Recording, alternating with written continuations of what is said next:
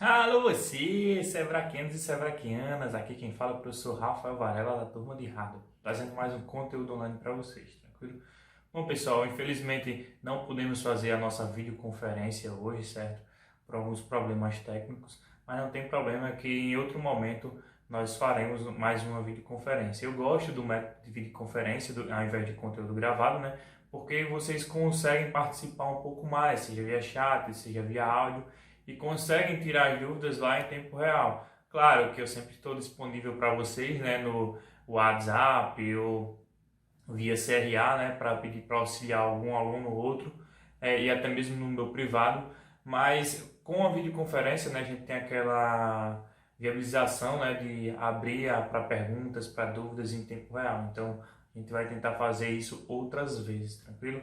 Bom, mas enquanto essa pandemia não passa, né, a gente vai alternar entre videoconferência e conteúdos gravados, e a gente vai tentando se organizar da melhor forma, sempre levando a vocês, né, a melhor proposta, quem está disponível, quem não está, até porque tem algumas pessoas que estão trabalhando nessa pandemia e estão com um horário bem diferenciado, né? Então, antes estava disponível no horário da videoconferência, hoje não está, por alguns problemas também. Tranquilo? Então, a gente vai se falando, vai vendo a melhor forma possível e a melhor forma que fica para todo mundo é o que vai ser levado em diante. Tranquilo? Então, é isso aí, pessoal. Partiu a apresentação online de hoje. Fala, galerinha do Sebrae, vamos lá começar o nosso conteúdo online de hoje, tranquilo? Bom, o conteúdo online de hoje vai abordar das páginas 47 a 54, certo? O módulo será o módulo de placa-mãe ainda. É importante que vocês vejam, né, o módulo antes, leiam o módulo antes, porque facilita a absorção do conteúdo de vocês, tranquilo? Então, quem não tem ainda esse livro, eu sempre falo, certo, pessoal? Esse é o livro de hardware, é o nosso livro que a gente vai usar ao longo do curso, né? Então, quem não tem o livro, pessoal, sempre fala, mais uma vez, professor, o senhor parece chato, meu irmão, falando desse negócio desse livro, Ave Maria, meu Deus do céu, que professor chato é bexigo, já tenho, não tenho. Pessoal, comuniquem, certo? Quem já tem, beleza, ótimo. Quem não tem, não tenha vergonha de falar no grupo. Fala lá. Ah, professor, mas eu não quero pegar ele de forma física na unidade do Sebrae por causa da pandemia. Pessoal, não tem problema, concordo com você. É uma medida de segurança e tal, e nós temos que cuidar da nossa saúde, é importante, né? Até porque essa pandemia está bem complicada de lidar com ela, né? Então temos que mantermos o isolamento social, até porque tem um decreto aí, né, que ainda está em vigor, então temos que seguir essas medidas, tranquilo? Então, quem não quiser ir ao SEBRAC, certo? Vocês avisam e comunicam no grupo. Professor, próximo conteúdo online será qual o tema? Eu estou precisando do livro, mas eu não quero ir ao Sebrae buscar esse livro. Então a gente pode falar com o CRA sem nenhum problema, a gente pode disponibilizar para vocês sem nenhum problema a versão digital de cada capítulo ao decorrer de cada semana, tranquilo? Então fica atento aí que essa dica é muito importante. O Sebrae está aqui para ajudar vocês sempre que vocês precisarem, tranquilo? Pessoal, uma revisão, né? Eu sempre gosto de fazer a revisão do conteúdo online anterior, né? Então, vou fazer uma revisão do conteúdo online anterior, né? Quais são os temas que foram abordados no conteúdo online anterior? Chipset, BIOS, barramento, conectores de alimentação, capacitores e chips auxiliares. Professor, o senhor falou tudo isso no conteúdo online anterior e eu perdi tudo isso. Se você perdeu, corre atrás. Nunca é tarde, né? Para a gente chegar lá e dar uma olhada, né, no conteúdo online anterior. É importante que vocês façam esse conteúdo, pessoal, porque isso conta como presença online para vocês. Então, o CRA sempre está perguntando para vocês, está contabilizando essas presenças. Então, assim, quem tiver algum problema, trabalho, família, doença, só informa a gente, pessoal. A gente está querendo ajudar vocês sem nenhum problema, certo? A gente não está aqui para dificultar, o Sebrae sempre está aqui para ajudar, tranquilo?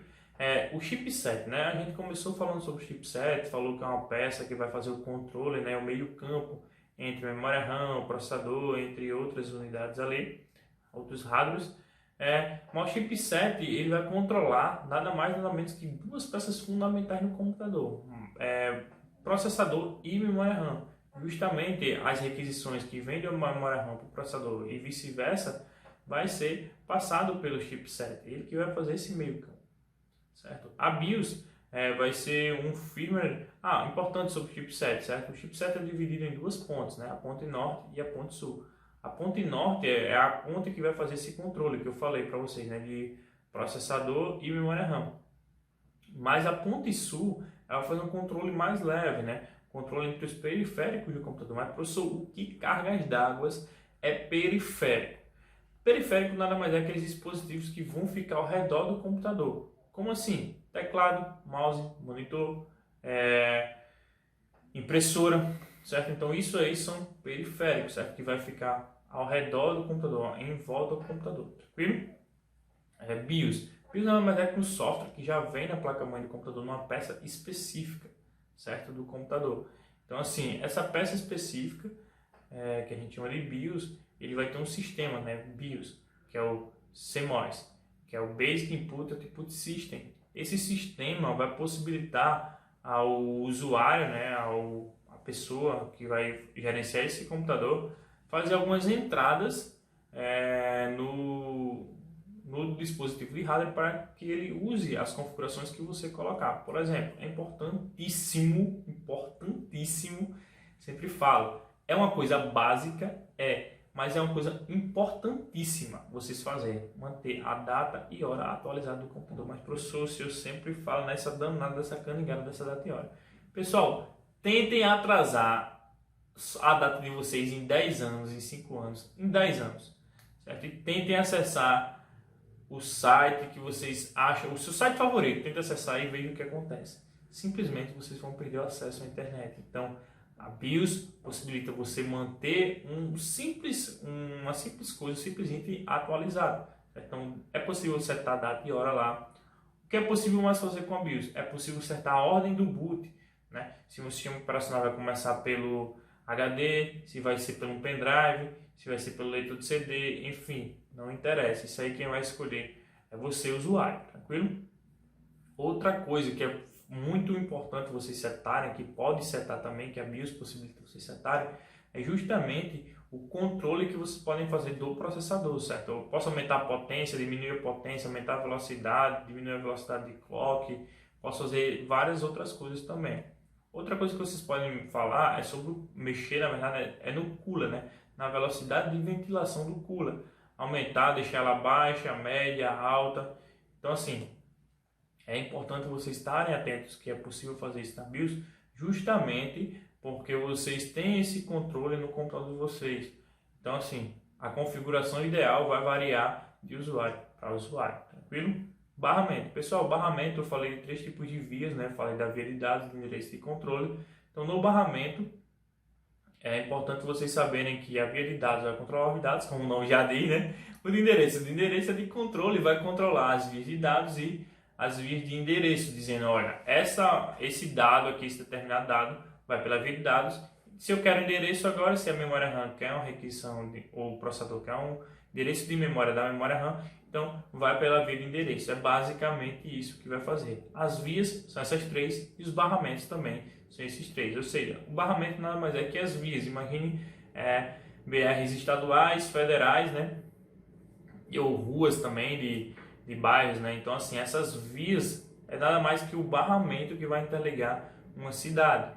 As vias nada mais são que um barramento, né? Vias normais, como se fossem acessos para a casa de vocês, né? Pelo bairro. Conectores de alimentação. Conectores de alimentação, pessoal, são conectores que vão para ligar a sua placa-mãe, ligar o seu leitor de CD, leitor de DVD, HD. Então assim, esses conectores, né, como eu falei das fontes AT e ATX, falei da evolução desses conectores, né. Falei do conector IDE, né, que era usado muito antigamente em HDs e em leitor de DVD, né. Hoje ainda tem os leitores de DVDs e HDs mais antigos que ainda usam, mas hoje o padrão é SATA, certo? Tem lá o conector de alimentação SATA, que vai conectar lá bonitinho, bem mais viável, bem melhor, mudou até a pinagem, mudou a quantidade diminuiu a quantidade de problemas também. Então, enfim, outra coisa que mudou nesses conectores foi a quantidade de pinos, de 20 para 24, né? Tem um conector lá na fonte ATX, que esses 4 pinos vai enviar muito mais potência para o seu computador, ou seja, uma peça que depende de, como processador, né, pode funcionar 100% com a potência de 12 volts, por exemplo. Com essa peça é possível, com esses 4 pinos a mais, é possível mandar mais alguns volts aí acima e o processador dá aquele pulo de alegria, né, aquela injeção de ânimo nele para funcionar melhor. Os capacitores, pessoal, os capacitores nada mais são que peças que vão acumular energia, certo? Essas peças que vão acumular energia que estão sobrando ali, que estão se excedendo na placa-mãe.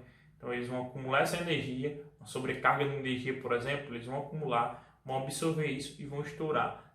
Uma espécie de medida protetiva da placa-mãe, justamente para não queimar a placa-mãe. É mais fácil e melhor e mais viável queimar um capacitor, que custa entre R$1 e R$2, né? Do que uma placa-mãe que custa 400, 450, R$550, tranquilo?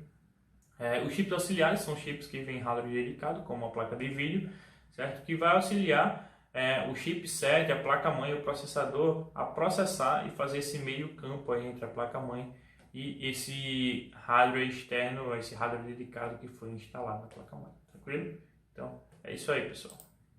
Bom, no conteúdo online de hoje, né, falaremos um pouco sobre a placa-mãe, uma visão geral sobre memória RAM, aprenderemos um pouco sobre a latência de memória RAM, né, que a gente fala muito, é importante o gigahertz, né, quanto mais gigahertz na memória, vai ser megahertz na memória, vai ser melhor, vai ser mais veloz, enfim, mas não é só isso que influencia na memória RAM, né, então é importante vocês saberem disso. Entender o funcionamento das memórias do Paul Channel, tranquilo? Vamos lá. O que é uma placa-mãe? Pessoal, a placa-mãe, vamos fazer uma analogia com o nosso corpo, certo? A placa-mãe nada mais é que o elemento central do computador, é um hardware central que vai controlar todos os demais hardwares, seja processador, memória RAM, HD, leitor de DVD, teclado, mouse, seja qualquer outra coisa, monitor, ele que vai centralizar tudo. Ele é como se fosse o nosso esqueleto, nosso corpo humano em si, e os demais hardwares, os nossos órgãos, certo? E os barramentos, né, como eu falei da lei das ruas, das BRs, né, falei tudo isso, é como se fosse as nossas correntes sanguíneas, né, as nossas veias e artérias, tranquilo? Para que serve uma placa-mãe? Placa-mãe nada mais é que um elemento que vai centralizar e vai ajudar na comunicação entre as peças, certo? Por possuir vias, né, de controle de endereço, os barramentos, né, que vai ajudar na comunicação entre memória, placa processador, placa gráfica e entre outros, certo? Uma visão geral da placa-mãe aí, pessoal. Bom, pessoal, aqui é o slot, certo? É ele que vai ficar, onde vai ficar armazenado os dispositivos de memória RAM. Aqui é o socket, certo? O processador vai ficar encaixado aqui. Aqui é uma placa de vídeo no PCI, certo? O barramento PCI. Aqui é o chipset, certo? Nesses 4 furinhos aqui vai ser conectado o cooler, certo? É justamente aí que vai ser feita a refrigeração do processador e do processador, entre o processador e o cooler, certo? Aqui são os conectores de HD e aqui são os conectores de USB, tranquilo? Bom, pessoal, o que é memória, certo? A gente vai falar alguns tipos de memória aqui, mas a gente vai focar nas memórias DIMM, certo? Que é as memórias que a gente mais vai usar ao longo da nossa vida, certo? E no nosso mercado de trabalho. Mas, professor, o que é uma memória? Memória, no caso de memória RAM, certo? Que a gente também pode chamar de memória principal, é um dispositivo, é um hardware volátil, certo? Que vai depender da energia para armazenar aquele dado. Mas, professor, o que é um hardware volátil?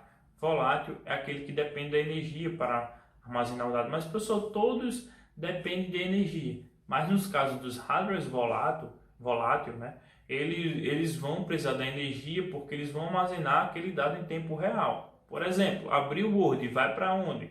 Vai para a memória RAM, ele vai ficar ali sendo executado em tempo real. Enquanto você não salvar seu arquivo, enquanto você não fechar o Word, ele vai ficar sendo executado ali no seu computador, concorda? Assistindo o vídeo no YouTube, ele vai ficar sendo executado ali no seu computador. Mas em qual peça? Na memória RAM, com auxílio do processador, tranquilo? Então assim, qual a importância de vocês saberem disso? Que se a memória RAM desligar e você não salvar o seu documento, você simplesmente vai perder. Porque a memória RAM, anotem no caderninho de vocês, é uma memória volátil, depende da energia para armazenar os dados. Ah, professor, e qual é outro tipo de memória? É uma memória não volátil, que não depende da energia para armazenar os dados. Claro que vai depender da energia, mas se desligar, o dado vai estar salvo lá, né? Qual uma espécie, um exemplo disso? Uma memória secundária. Ah, professor, mas o que não é memória secundária? O HD é um tipo de memória secundária. Vocês vão dar um salvar no Word e o documento vai estar no HD. Ou seja, vai sair da memória principal ou memória RAM e vai para o HD. No HD, certo? No HD, ele vai ficar salvo, mas vocês podem fazer alguma atualização no documento. Caso vocês não façam caso vocês façam a atualização e não salve, infelizmente esse dado será perdido assim que o computador for desligado. Então, muita gente perde TCC porque simplesmente dá queda de energia na cada pessoa e a pessoa não deu o salvar. Aí começa aquela guerra de tentar recuperar arquivo, enfim, é um Deus nos acuda, tranquilo? Quais são os tipos de memória RAM ou memória principal? DDR, DDR2, DDR3 e DDR4. Pessoal, vamos focar em dois tipos só, né? Que são a DDR3 e a DDR4. Por quê? Porque a DDR3 está sendo substituída no mercado pela DDR4. DDR4 é o padrão mais recente, o mais novo, que vocês vão ver aí quando abrir uma máquina. Mas vão existir muitas máquinas ainda no padrão DDR3. Vocês vão fazer manutenção, vão fazer troca de peça, vão pedir para comprar peça, né, para os seus clientes. Até mesmo vocês vão pedir, né, vão precisar comprar peças. Então, o DDR3 também é importante vocês saberem que existe. O DDR2, o DDR e o DDR2 nunca mais, eu nunca nem vi mais esse tipo de computador usando isso, até porque faz tempo que não é usado, tranquilo? Então, assim, esses são os tipos de memória, certo? É importante que vocês saibam disso. E o que mudou ao longo do tempo foi a quantidade de gigahertz e latência dela foi aprimorado assim de forma drástica, certo? Então, além do aumento da pinagem, se vocês forem aí na página 50, eu acho, se não me engano, vamos lá. A marcação, será que está aqui?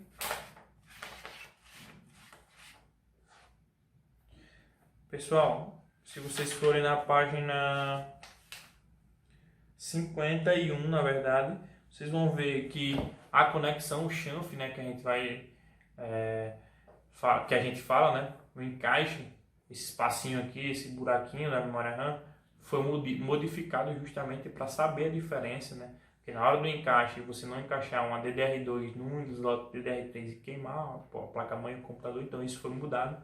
E as pinagens, certo? Na DDR3, na DDR2, de 184 pinos foi para 240 e foi mantido no DDR3 em 240 pinos, certo? Então isso foi modificado, além dos cortes, né, que a gente chama de chanfre, certo?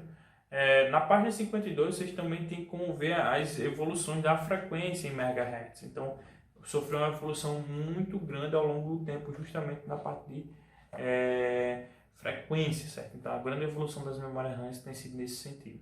Mas é importante vocês saberem, certo, que a latência é outro item muito importante, certo?